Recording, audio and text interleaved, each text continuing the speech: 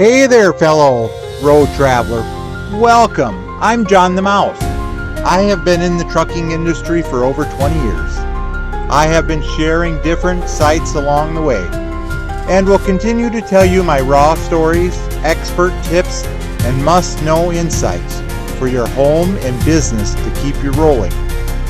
Learn the ins and outs of heavy machinery, master road conditions, and drive alongside the different trucking lifestyle.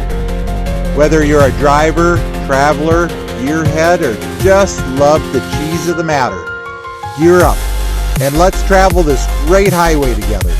Picture yourself in 1948, standing on the wind-swept plains of Minnesota, watching a Great Northern Railway freight train rumble by, with a bright red caboose bringing up the rear.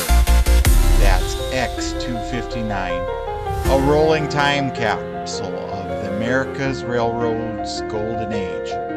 I'm John the Mouse, and with over 20 years in the transportation industry, I have traveled countless miles, sharing stories like this on YouTube to bring history to life for folks like you. Today we're diving into origins of X259, a caboose that carried the dreams of the Northwest. Climb aboard and let's start this journey. The Great Northern Railway was born in 1889 under the vision of James J. Hill, the empire builder. Was a lifeline stretching from St. Paul, Minnesota to Seattle, Washington. By 1948, when the X259 rolled out of the St. Cloud shops in Minnesota, the railway was at its peak, hauling grain, lumber, and goods that fueled the Northwest's growth. Cabooses like the X259 were the heart of every freight train, serving as the conductor's office, crew quarters, and lookout post. Think of it as the train's guardian, always watching from the rear to keep things safe.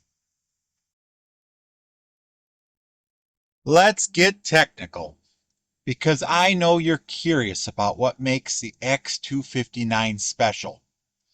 Built in 1948, this caboose was crafted with steel frame, a big leap from the wooden cabooses of the early 1900s. It measured 30 feet long, 9 feet 8 inches wide, and weighed about 41,000 pounds.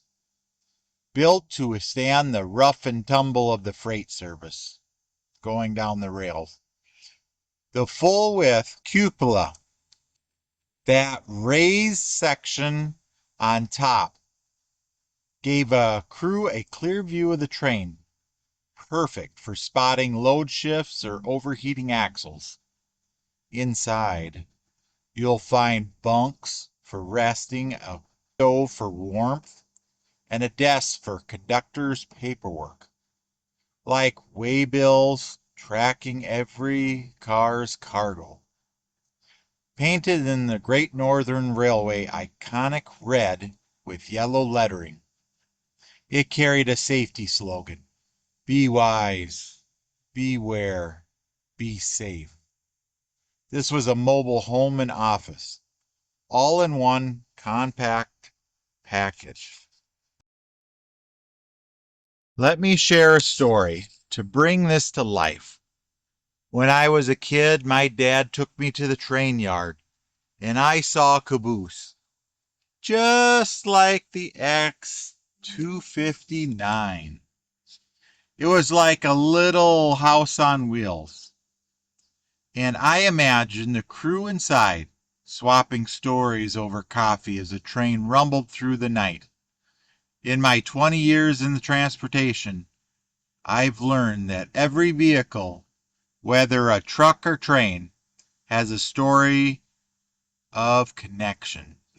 The X259 connected farmers to the markets, workers to jobs, and towns to the world.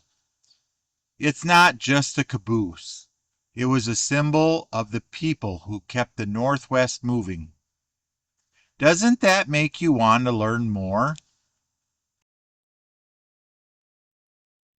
The X259 served faithfully until 1970, when the Great Northern merged into the Burlington Northern, and the cabooses started being phased out for modern tech, like the end of train devices. But the X259's story didn't end there.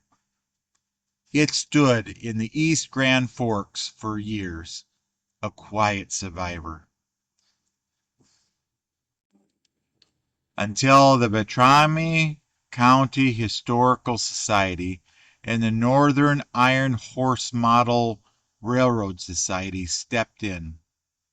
In January 2024, they raised $10,000 to $20,000 to move the X259 to the History Center in Bemidji, craning it onto the tracks for a permanent display. Restored to its 1948 glory, it's now a hands-on exhibit where you can step inside and feel the pulse of the railroading history. So what's the big takeaway? The X259 isn't just a caboose.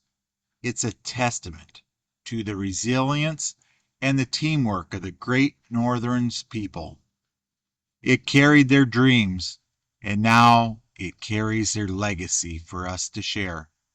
If you're ever in Bemidji, visit the History Center and step aboard the X259. Let's keep these stories alive, because history isn't just in the books. It's in the steel and sweat of the machines like this. Join me in the next video to explore how the X259 was built in the St. Cloud shops. Stay curious, stay positive, and let's keep rolling together. I truly appreciate you spending time with us today. Thank you for watching. I would love to see you as part of the John the Mouse University. I can't wait to see you there. Here's a few videos you might enjoy. Thanks again. Until we meet again.